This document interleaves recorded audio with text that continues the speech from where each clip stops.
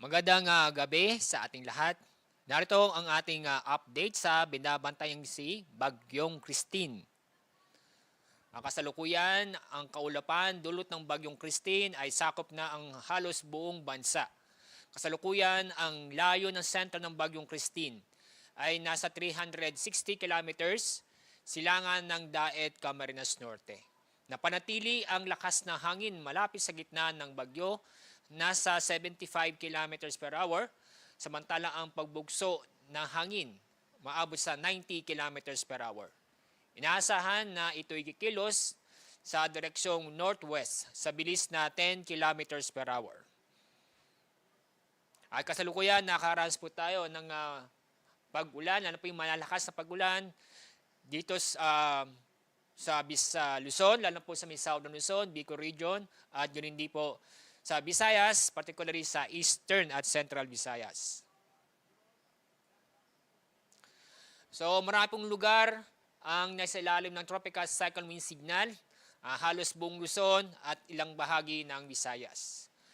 Nakataas ang signal number 2 sa southern portion ng mainland Cagayan, Isabela, northeastern portion ng Aurora, Catanduanes, eastern portion ng Camarines Norte, eastern portion ng Camarines Sur, eastern portion ng Albay, eastern portion ng Sorsogon, northeastern portion ng Northern Samar at northern portion ng Eastern Samar. Signal number 1 ay nakataas sa Ilocos Norte, Ilocos Sur, La Union, Pangasinan, Apayao, Kalinga, Abra, Mountain Province, Ifugao, Benguet, Batanes, lalabing bahagi ng Cagayan, kasama ang Babuyan Islands, lalabing bahagi ng Quirino, Nueva Vizcaya, lalabing bahagi ng Aurora, buong Nueva Ecija, Tarlac, Zambales, Bataan, Pampanga, Bulacan, Metro Manila, Cavite, Laguna, Batangas, Rizal, Quezon, kasama ang Polillo Island, Occidental Mindoro, kasama ang Lubang Island, Oriental Mindoro, Masbate, kasama ang Ticao at Burias Island, Marinduque, Romblon, lalabing bahagi ng Cam Norte, lalabing bahagi ng Cam Sur, lalabing bahagi ng Albay, lalabing bahagi ng Sorsogon, Calamian Islands, Aklan, Capiz, northern portion ng Antique kasama ang Kaluya Islands, northern portion ng Iloilo, lalabing bahagi ng Eastern Samar, lalabing bahagi ng Northern Samar, buong Samar, Leyte, Biliran, Southern Leyte, Dinagat Islands, Surigao del Norte kasamang Siargao, Bukas, Grande Group. At narito naman ang pagtaya po natin sa pag-ulan. So may naasahan ngayong araw hanggang susunod, hanggang Huwebes o Biyernes na malalakas o matitinding pag-ulan. Ngayong araw hanggang bukas na gabi, may naasahan na intense hanggang torrential na pag-ulan sa Catanduanes, Camarines Norte, Camarines Sur, Arbay at Sorsogon. Samantala, heavy to intense na pag-ulan sa Masbate, Samar, Eastern Samar, Northern Samar, Cagayan, Isabela, Aurora at Quezon. Moderate to heavy rains sa lalabing bahagi ng Cagayan Valley, buong Cordillera, lalabing bahagi ng Central Luzon, lalabing bahagi ng Calabarzon, Metro Manila, Mindoro Provinces, Romblon, Marinduque, Calamian Islands, at lalabing bahagi ng Visayas. So halos buong Luzon ng Visayas makakaasan o makakaranas ng malalakas o matitinding pag-ulan. Mula bukas ng gabi hanggang Thursday ng gabi, may inaasahan pa rin tayong intense hanggang torrential na pag-ulan sa Isabela, Cagayan, Apayao at Ilocos Norte. Heavy to intense na pag-ulan sa lalabing bahagi ng Cordillera, lalabing bahagi ng Cagayan Valley, lalabing bahagi ng Ilocos Region at buong Central Luzon. Moderate to heavy rains ay sa Cavite, Laguna, Batangas, Metro Manila at sa Occidental Mindoro. Pagdating naman ng Thursday evening hanggang Friday evening, inaasahan na heavy to intense na pagulan sa Ilocos Region, Zambales at Bataan. Moderate to heavy rains sa buong Cordillera, Tarlac, Pampanga at Occidental Mindoro. At dahil dito, sa mga pagulan o matitinding pagulan ating inaasahan ngayon hanggang sa mga susunod ng araw, patuloy pa rin tayong mag-ingat.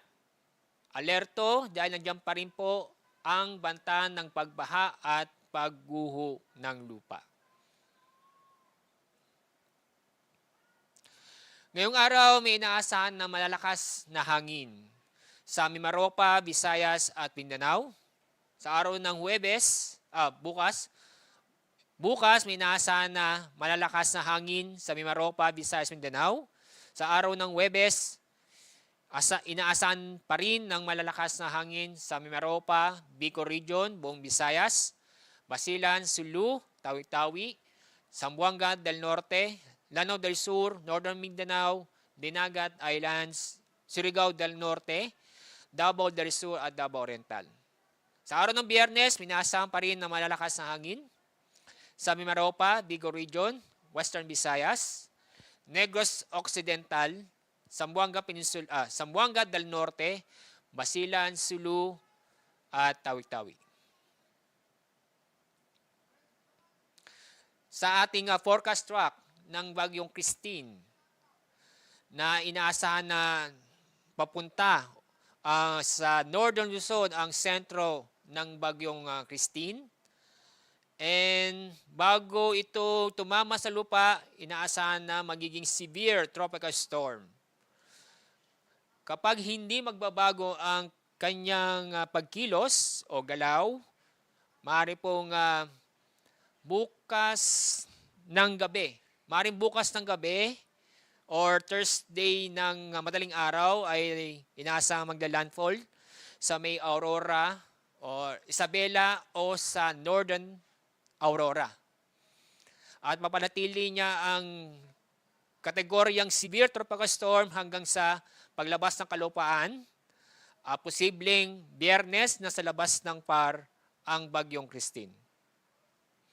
At inyo mapapansin, itong bilog nito, ito yung mismo ang bagyo. Yung makikita nyo po ang lawak ng bagyo na halos sakop ang Luzon at Visayas. Patungkol naman sa storm surge, ito yung pagtaas ng alon sa mga baybaying dagat, dulot ng bagyo. So may inaasahan tayong matataas storm surge. Storm surge sa mga baybaying dagat sa Northern Luzon, Central Luzon, at yun din sa may Catanduanes at sa may Camarines Norte or Sur, na kung saan ang taas na alon ay halos aabot ng 1 metro.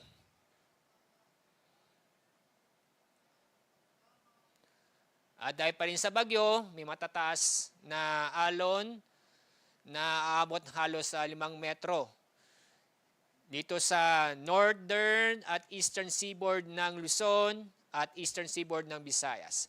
Ito yung mga lugar po na sila ng gale warning ay sa Batanes, Cagayan, kasama ang Babuyan Islands, northern coast ng Ilocos Norte, Isabela, Aurora, Pulilo Islands, Camarines Norte, Camarines Sur, Catanduanes, Albay, Sorsogon, Masbate, Northern Samar, eastern coast ng Eastern Samar at yung Samar.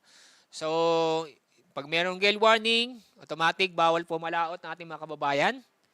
Sa lugar nito, lalo po sa ilalim ng tropical cyclone wind signal. Dahil po sa mataas ng alon, halos 5 metro po ang inaasang taas na alon. Ayan po ang ating update sa binabantayan natin si Bagyong Christine. Magandang gabi at mag-ingat po tayo.